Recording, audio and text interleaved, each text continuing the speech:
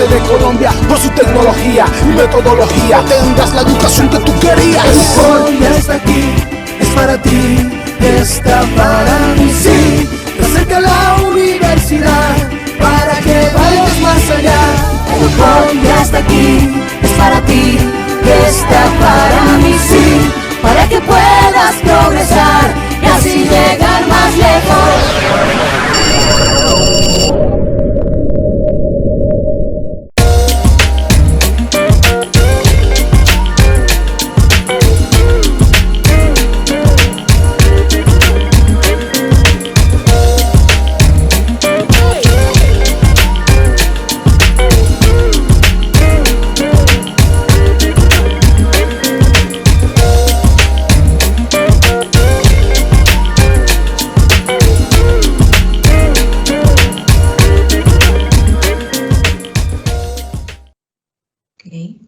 Hola, muy buenas noches. Bienvenidos, apreciados estudiantes, a la transmisión del curso de legislación laboral. Quiero decirles pues que vamos a concentrarnos un poquito en este tema que ya veníamos en el anterior pues transmisión mirando, que es el módulo 2. Es un tema importante y es importante pues terminarlo, que es la clasificación de los contratos de trabajo. Es para definir conceptos, es teórico y algunos pues ejemplos que se me permite traer pues dependiendo del concepto, del tema. Entonces, de pronto van a escuchar teoría. Decirles pues que cualquier inquietud, duda que surja y si no se podemos resolver por acá, pues está también el chat. A su chat les he enviado información para mirar cómo nos podemos comunicar y cómo podemos hacer como un contacto de pronto de algún modo más personal, hacer algún acercamiento para aclarar alguna duda que ustedes tengan. Entonces, también tenemos el chat del curso, que por ahí también podemos de algún modo aclarar alguna duda. Entonces, hoy vamos pues, como les digo, a continuar con la clasificación pues de los contratos de trabajo.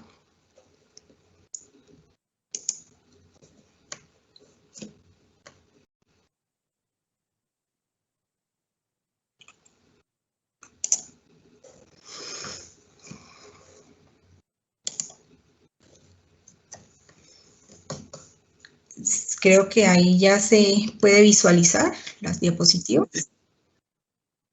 Sí, claro. Ok, vale.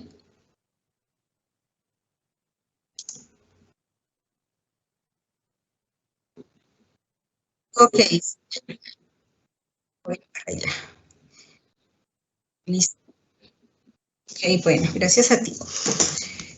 Bueno, entonces como les venía pues explicando pues en la anterior transmisión y el cual pues vamos a continuar hoy con la clasificación de los contratos de trabajo.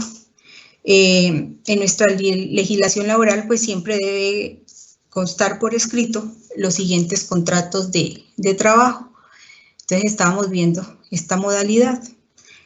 Entre ellos está el contrato a término fijo, el contrato celebrado con periodo de prueba, que ya lo miramos, el contrato de aprendizaje, también que ya lo miramos, y aquel en que se pacta un régimen de intermediarios, que lo vamos a mirar, y los de enganche colectivo. Entonces, hoy vamos a mirar estos tres pues, tipos de contrato. Entonces, vamos a empezar con los contratos que se pactan pues, en un régimen de intermediarios. Esta figura laboral está dada en el artículo 1 del decreto 3115 de 1997, el cual pues define estos contratos como aquella actividad organizada y encaminada a poner en contacto a oferentes y demandantes de mano de obra pues dentro del mercado laboral, pues para que mutuamente pues satisfagan sus necesidades. No obstante, esto anterior, pues realmente el concepto de intermediación laboral es mucho más amplio bajo nuestro ordenamiento jurídico. Pues es posible encontrar tres tipos de intermediación pues laboral. Entonces, dentro de esa tenemos el simple intermediario. Está regulado pues en el artículo 35 del Código Sustantivo de Trabajo, donde define que son simples intermediarios las personas que contraten servicios de otras pues para ejecutar trabajos en beneficio y por cuenta exclusiva pues de un empleador. Entonces, se consideran como simples intermediarios aun cuando aparezcan como empresarios independientes, ¿sí? Las personas que agrupan o coordinan los servicios de determinados trabajadores para la ejecución pues, de trabajos en los cuales utilizan locales, equipos, maquinarias, herramientas o otros elementos pues, para el beneficio de o sea, utilizan, perdón, estos equipos del empleador, ¿no? Y para beneficio del mismo empleador. En actividades bien sea, pues, digamos, ordinarias, inherentes o conexas, pues, con el mismo empleador. El que se celebrare, pues, contrato de trabajo, digamos, obrando como simple intermediario, pues, debe declarar esa calidad y manifestar el nombre pues del empleador. Y en esto es tan delicado que si no se hace de esa forma, pues se responde solidariamente con el empleador pues de las obligaciones pues respectivas.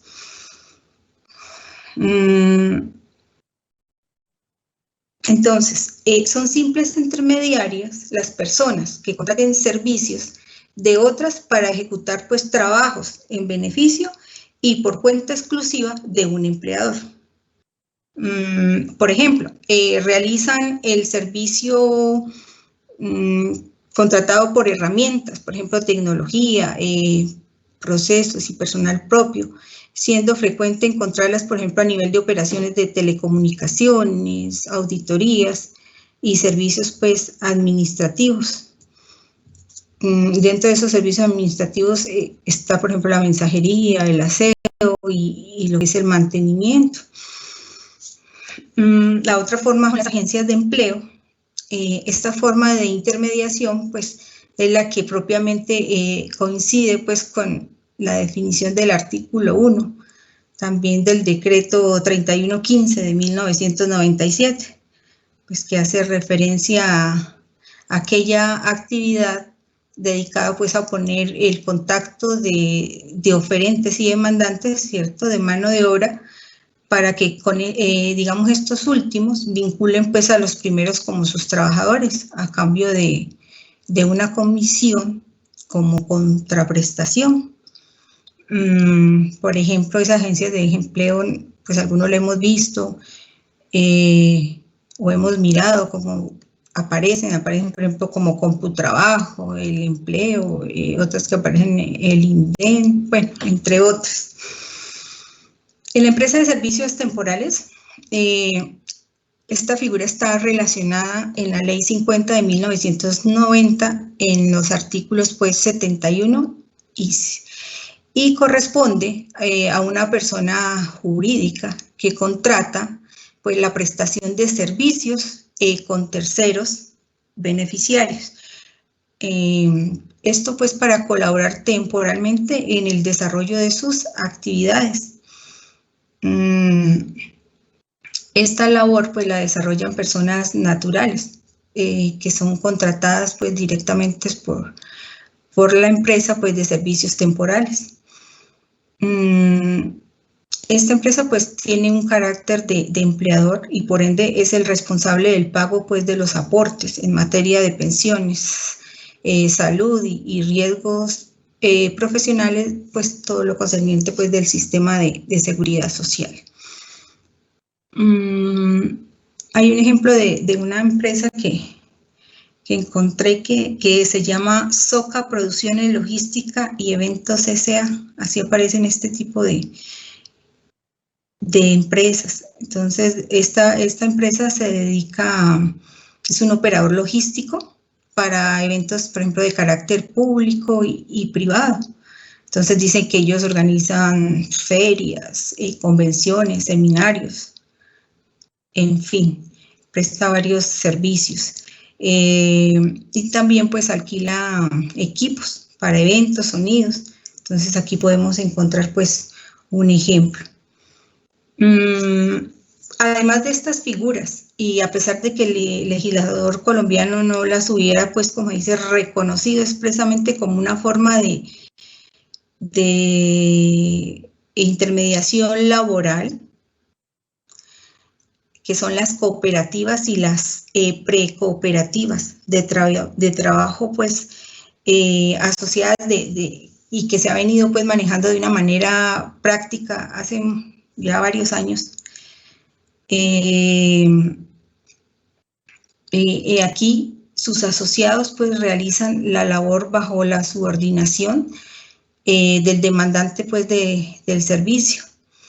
Entonces hay una ley que es la ley 79 de 1988 en el artículo 70 que define esta figura como aquella que vincula el trabajo pues personal de sus asociados para la producción de bienes y ejecución de obras o la prestación de servicios.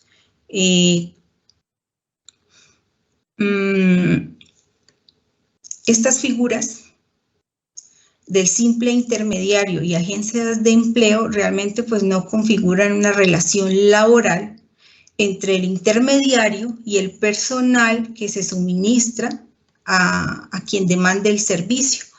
Sin embargo, estas figuras de las empresas de estos servicios temporales y de las cooperativas pues, de trabajo asociado sí configuran pues, como ese cambio en cuanto a la relación laboral entre lo que es el personal y la intermediación pues, laboral.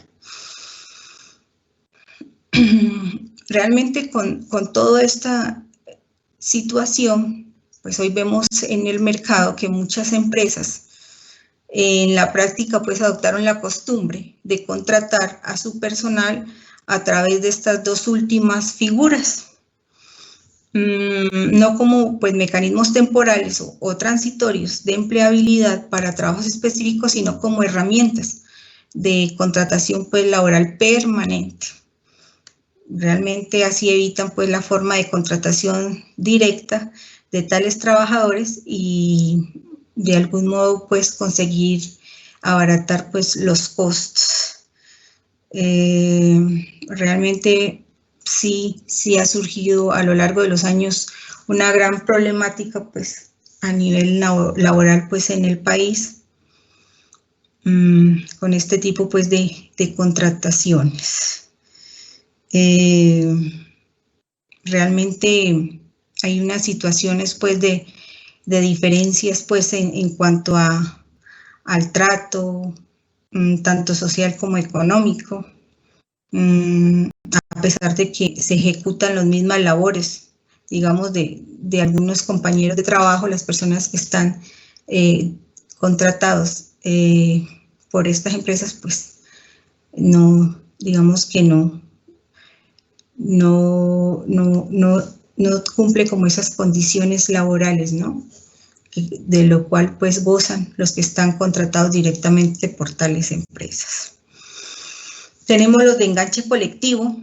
El enganche colectivo se presenta de acuerdo al Código Sustantivo del Trabajo. Dice que cuando se contratan pues conjuntamente 10 o más trabajadores para que se trasladen de una región a otra a prestar sus servicios al empleador.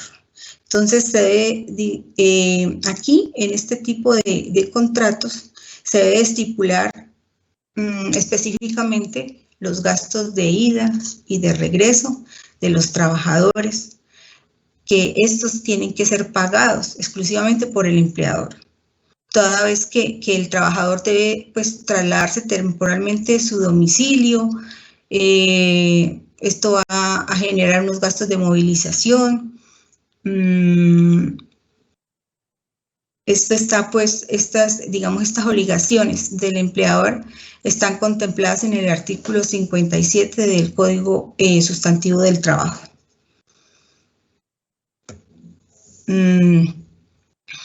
Él dice que pagará ¿qué dice este artículo? Dice que pagará al trabajador los gastos razonables de venida y de regreso si para prestar sus servicios lo hizo cambiar de residencia,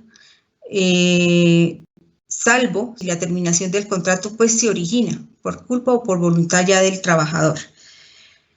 Si el trabajador prefiere radicarse pues en otro lugar, el empleador le debe pues costear ya su traslado hasta pues digamos la concurrencia de los gastos que demandaría su regreso al lugar donde residía anteriormente. Esto es en el caso pues de que el trabajador lo muevan pues de su sitio de domicilio, entonces que le toca irse que para otra ciudad o para algún otro sitio, entonces debe cumplir con estas condiciones.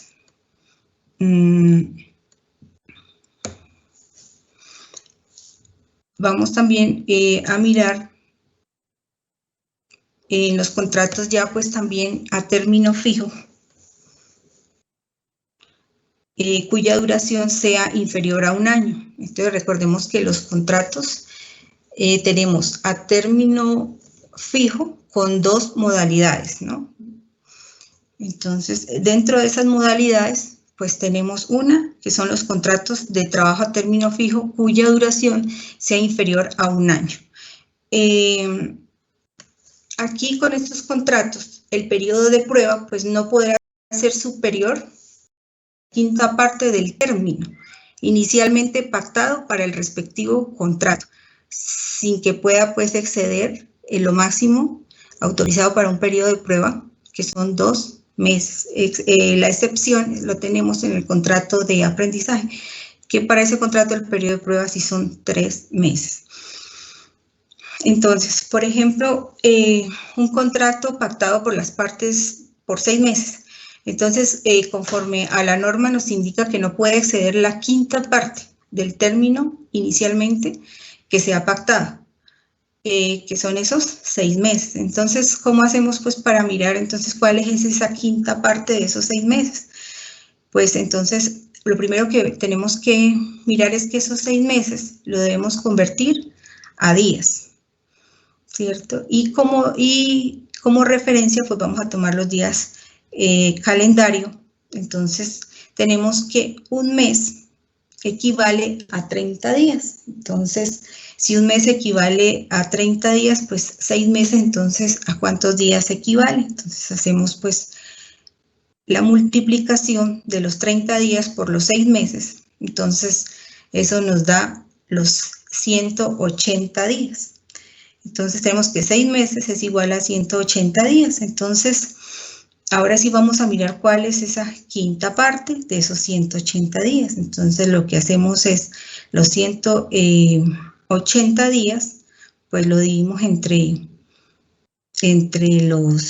la quinta parte.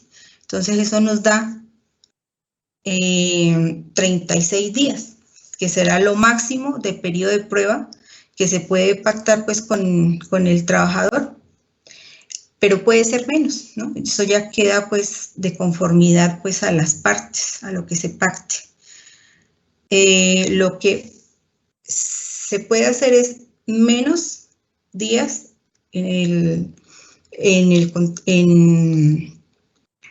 prácticamente menos días pues en lo que es el periodo de prueba, pero no puede excederse de esos 36 días. Eso hay que tenerlo claro. Cuando entre un mismo empleador y trabajador se celebren contratos de trabajo pues sucesivos, pues no es válida la estipulación ya del periodo de prueba, salvo pues para el primer contrato. Eso aquí quiere decir que cuando a mí me lo renuevan. Entonces, cuando me lo renuevan, entonces ya no es necesario que me hagan otro periodo de prueba, siempre y cuando sea sucesivo, ¿no? Cuando el periodo de prueba se pacte por un plazo pues menor al de los límites máximos expresados, pues las partes pueden prorrogarlo antes de vencer el periodo inicialmente estipulado. Esto se da, por ejemplo, cuando pues yo digo fulanito, lo voy a contratar por 6 meses y resulta que le pedí un periodo de prueba de 15 días, pero resulta que yo en esos 15 días pues no he apreciado lo suficiente, sus funciones, cómo se desempeña, su mano de obra como es. Entonces, yo puedo pactar de nuevo con él antes de que se venza ese periodo de prueba y decirle, llamarlo y hablar con él y decirle que se le va pues, a prorrogar unos 15 días más. Entonces, eso lo puedo hacer. Los contratos cuya duración pues sea igual o inferior a 30 días, pues no requiere preaviso alguno para su terminación. Bueno, ahora sí vamos pues a pasar al contrato de obra o labor. Este contrato de obra o labor está en el artículo 45 del Código Sustantivo del Trabajo. Entonces, el contrato es por una labor específica y termina en el momento en que la obra llegue a su fin. Este tipo de vinculación es característica pues, de trabajos digamos, como ejemplo de construcción, de universidades, profesores hora cátedra, de colegios, digamos que cumplen una labor una vez terminado el periodo académico. Entonces, este contrato pues es igual, digamos, en términos de beneficios y descuentos a los contratos pues indefinidos y definidos por ser un contrato laboral, ¿no? El artículo 45 del Código Sustantivo del Trabajo le da origen pues, legal a este tipo de contrato cuando habla de la duración de un contrato por el tiempo que dure la obra. Entonces tenemos que las prestaciones sociales de este tipo de contratos se deben pagar al empleado de la misma manera que los demás contratos de trabajo. Es decir, que el empleado tiene derecho a recibir la prima, cesantías, intereses y dotación en las fechas pues, estipuladas para cada caso y bajo los debidos pues, procesos de liquidación. Las normas pues, para el pago y afiliación a la seguridad social de los trabajadores vinculados mediante este tipo de contrato pues, serán también las mismas que se tienen en cuenta para cualquier otro tipo de trabajo. O sea, es decir, que el trabajador tiene derecho a que se le realicen los debidos aportes a salud, a pensión y a ARL. El contrato por obra o labor pues tiene unas cualidades particulares que pueden diferir a los demás contratos. Aquí, pues, ¿cuáles son esas cualidades? No se necesita preaviso para terminarlo. Se puede presentar de manera verbal o escrita y finaliza cuando se dé por terminado el proyecto para el cual fue contratado y no se puede prorrogar. El periodo de prueba para el contrato por obra o labor, pues como lo decíamos, es de 2 meses como máximo y debe plasmarse por escrito. En términos generales, es aplicable pues, la normatividad de los demás contratos de trabajo. En ese periodo, pues las dos partes podrán dar por terminado el contrato en cualquier momento. Todos los empleadores pues, están en la posibilidad de vincular empleados bajo el contrato por obra y labor, siempre y cuando respeten la naturaleza del contrato. Es decir, que nazca de una necesidad de cubrir una labor que tenga una finalidad específica. ¿Esto qué quiere decir? Que no se puede contratar un empleado mediante una figura cuando la finalidad del contrato pues no es clara. Voy a darles un ejemplo. Puede ser un contrato por obra o labor, un pintor, un constructor, y no puede ser un contrato por obra o labor, un auxiliar administrativo o un tesorero. ¿Por qué? Pues porque un pintor podría ser contratado para pintar, por ejemplo, las instalaciones de una oficina, lo cual tiene una finalidad específica y su terminación es clara, ¿cierto? Cuando ya el pintor pues termine de pintar, entonces su contrato pues va a finalizar. En el caso del auxiliar administrativo de una empresa o el tesorero, pues realmente no se sabe cuándo termine su labor, porque es algo que siempre, digamos, se da en la compañía, siempre va a estar constante, siempre se va a estar necesitando esa parte de las funciones del auxiliar administrativo. Entonces, digamos que surge esa necesidad de tener siempre esta persona en la empresa.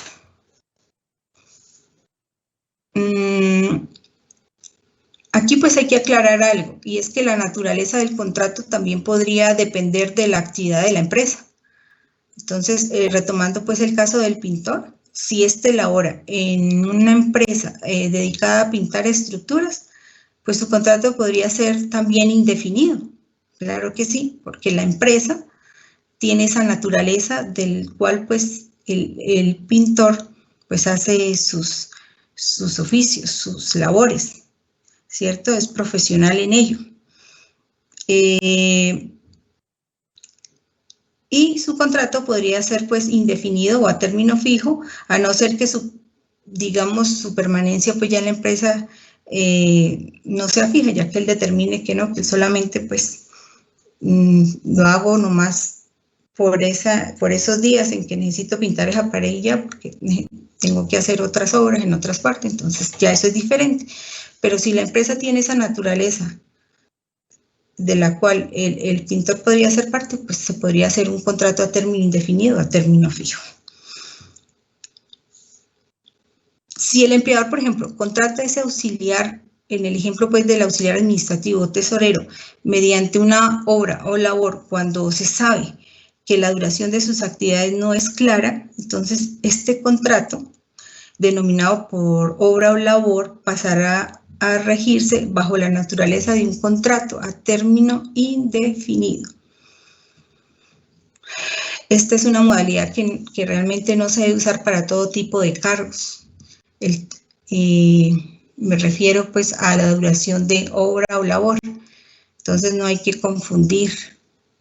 Entonces hay que mirar muy bien la naturaleza, la necesidad de la empresa para el cual yo requiero los servicios de esa persona. Entonces, les había hablado de dos modalidades, perdón, aquí en el contrato a término fijo. Entonces, ya les había hablado, pues, con vencimiento o igual, pues, a superior a un año. Les hablé de inferior, perdón, a un año. Entonces, ya hablamos de lo que es la modalidad de los contratos inferior a un año. Ahora voy a hablarles de los contratos con vencimiento igual o superior a un año. Aquí, perdón, se me pasó. Entonces, este tipo de modalidad de contrato con un vencimiento igual o superior a un año. Entonces, este tipo de contrato pues, debe constar siempre por escrito. El término de su duración no puede ser superior a 3 años, pero puede ser prorrogable de una forma indefinida. Si hay un periodo de prueba, pues este debe constar por escrito al inicio del contrato. Para su terminación, pues no se requiere realmente aviso previo. En caso pues de que haya una terminación unilateral del contrato sin justa causa, el empleador pues debe pagar al trabajador una indemnización. Esto está pues establecido en la Ley 789 del 2002 en el artículo 28.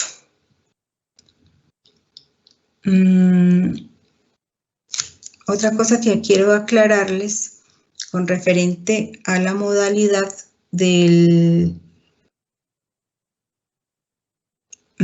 contrato, pues, ¿sabe cuándo? De la otra modalidad, que es el contrato, perdón, un momentico aquí. Acá, la tengo. Con referente, pues, a la modalidad del contrato inferior a un año, quiero aclararles algo, y es lo concerniente a que este contrato, pues, siempre debe de tener una fecha definida. Entonces, eso lo deben de tener también muy claro, debe tener una fecha definida. Entonces, vamos a pasar al régimen económico del contrato de trabajo. Entonces, el régimen económico del contrato de trabajo,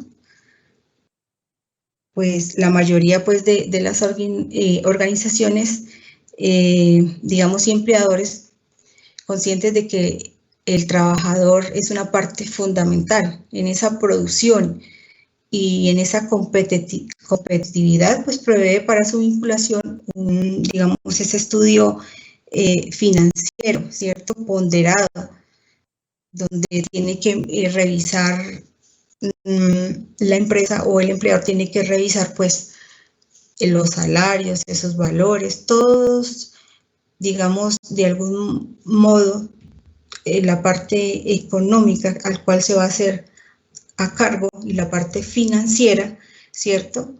Donde el cual él tiene que asumir, donde el cual tiene que, esas obligaciones, tiene que responder, ¿cierto? Y a eso le llamamos pues también el costo de las acreencias laborales, que están integrados pues también fuera de las acreencias laborales, pues también está la seguridad social integral y lo demás que pues que comporten una vinculación laboral. Entonces, ya vamos a mirar esa parte. Denme un momento, por favor, yo tomo un poquito de agua.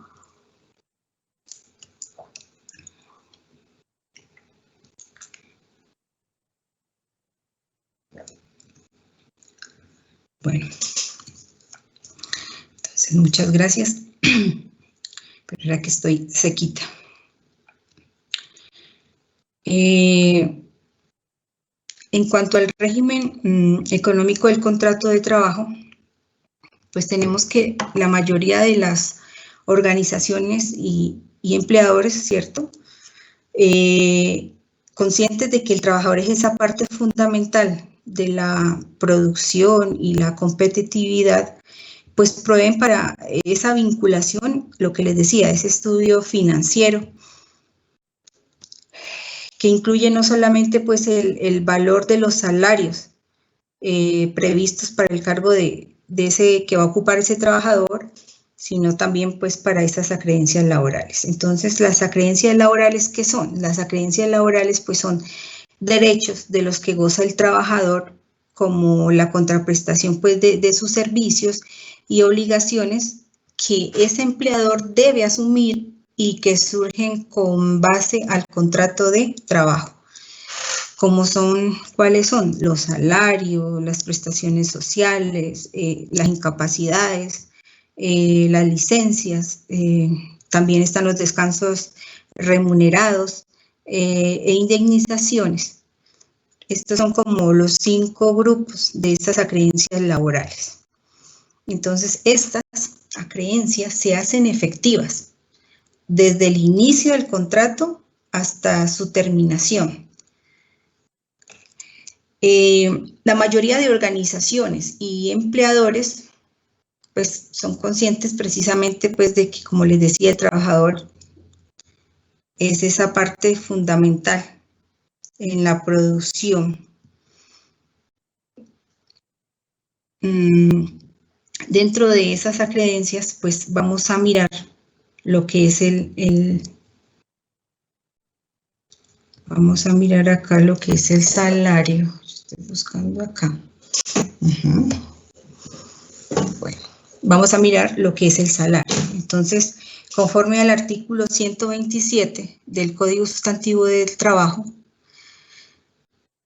define el salario pues en los siguientes términos. Constituye salario no solo pues esa remuneración ordinaria, fija o variable, sino todo lo que ese trabajador va a recibir en dinero o en especie como contraprestación directa pues del servicio que él está prestando, que él está facilitando, sea cual sea esa forma o denominación, ¿cierto?, que se adopte. Entonces está como primas, sobresueldos, bonificaciones pues habituales, valor del trabajo suplementario o de las horas extras, el valor también de trabajo en días, de descanso obligatorio. También aquí se acoge lo que son los porcentajes sobre las ventas, lo que son las comisiones. Entonces, la ley pues de forma expresa señala que pagos no constituyen salario. Entonces también vamos a mirar qué pagos no constituyen esa parte de salario. Esto está en el artículo 128 del Código Sustantivo de Trabajo. Entonces es importante que así como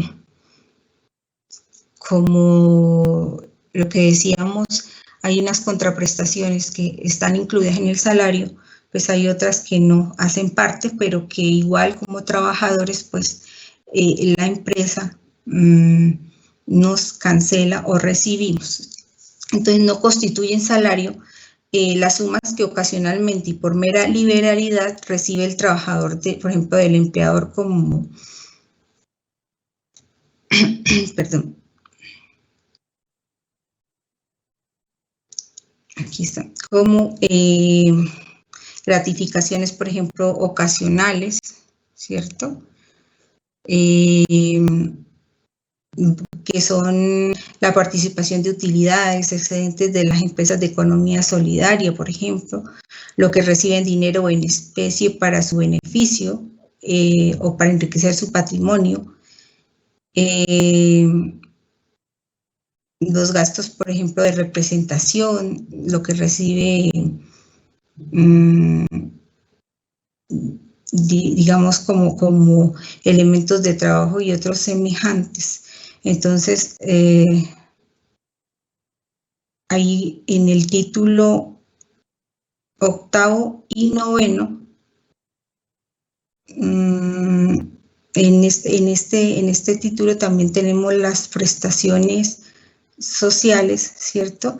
Y unos beneficios o auxilios habituales, ocasionales, pues acordados convencionalmente o contractualmente, perdón, u otorgados pues en forma extralegal por el empleado. Pues aquí los encontramos, ¿sí?